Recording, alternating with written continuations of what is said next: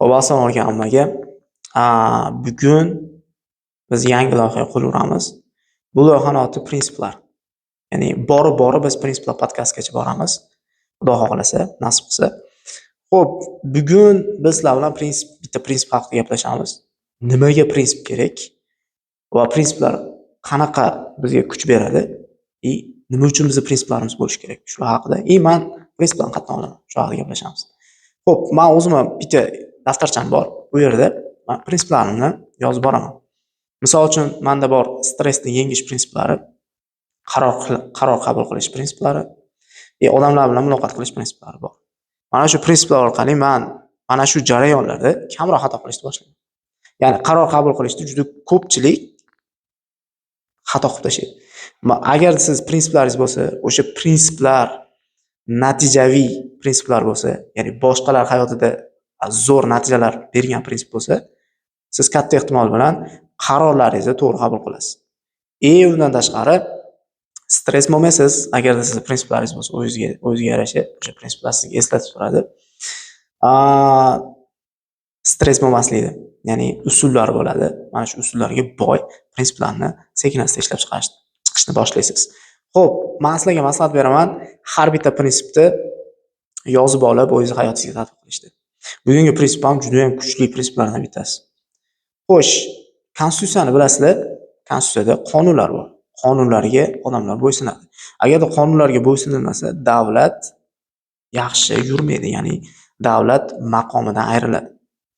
Qonunlarga odamlar bo'ysunadi va shu orqali davlat o'zini strukturaviy ishini muvaffaqiyatli amalga oshiradi. Bu nima degani? Siz ham o'zingizga kodekslar qilib olishingiz kerak. Ya'ni siz ham o'zingizning qonunlaringizni ishlab chiqib olishingiz kerak. Bu qonunlar prinsiplaringiz bo'ladi. Xo'p, bular nimaga kerak? Chunki biz xato qilguvchilarimiz ko'p xato qilamiz. Mana shu xatolarni umuman qilmaslikning iloji yo'q, lekin ularni kamaytirishning iloji bor. Mana shu kamaytirishning yo'li bu prinsiplar. Ya'ni siz o'zingizni prinsiplaringiz ro'yxatini tuzib olasiz har bitta jarayon uchun va siz kamroq xato qilishni boshlaysiz. Xo'p, men prinsiplarni qatdan olaman. Prinsiplarni men kitoblardan olaman. Ya'ni eng zo'r dunyo tan olgan kitoblar bor. Mana shu kitoblarning ichidan prinsiplarni birma-bir tanlab, o'zim amal qilganlarini birma-bir sizlarga ulashishni boshlayman. Xo'p, birinchi prinsip bugun bitta kitobdan olaman. U kitobning nomi 48 Laws of Power. Ya'ni kuchning 48 ta qonuni degan kitob. Bu 48 ta qonun emas, 48 ta prinsip desangiz ham bo'laveradi. Bu kitob juda ham mashhur. Juda ham ko'p sotilgan, international bestseller kitob hisoblanadi. Eng aqlli, dunyoning eng aqlli odamlari ham o'qib chiqqan.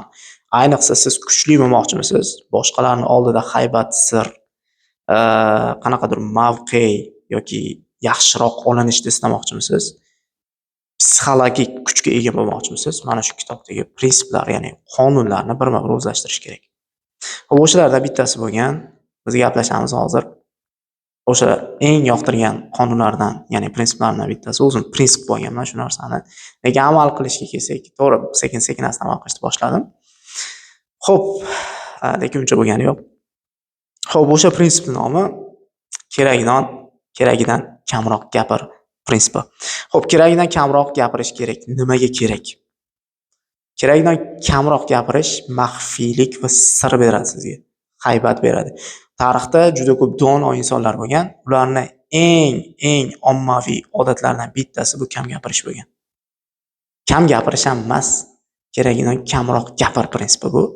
Xo'p, bu nima degani? Tasavvur qiling, siz choyxonadasiz, o'rtoqlaringiz keldi, osh uyushtiryapsizlar va o'rtoqlaringizdan bittasi keldida jim o'tiribdi.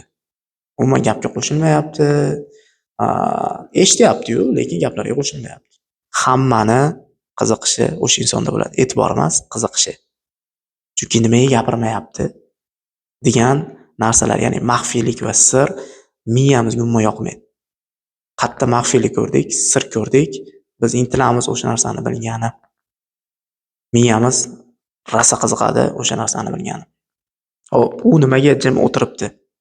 Borib kimdir so'raydi, nimaga jimsan, tinchlikmi, nima bo'ldi deb so'raydi. To'g'rimi? Xo'p, eng qizig'i o'sha inson mabodo gap boshlasa, hammani e'tibori o'sha gapda bo'ladi.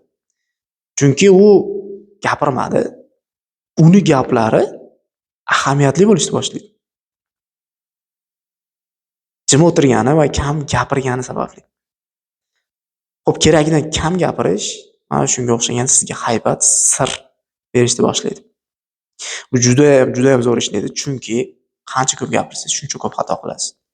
Qancha ko'p gapirsangiz, sizni shuncha odamlar bilib qolishni boshlaydi. Bilim darajangizni, fikrlashingizni shunaqa.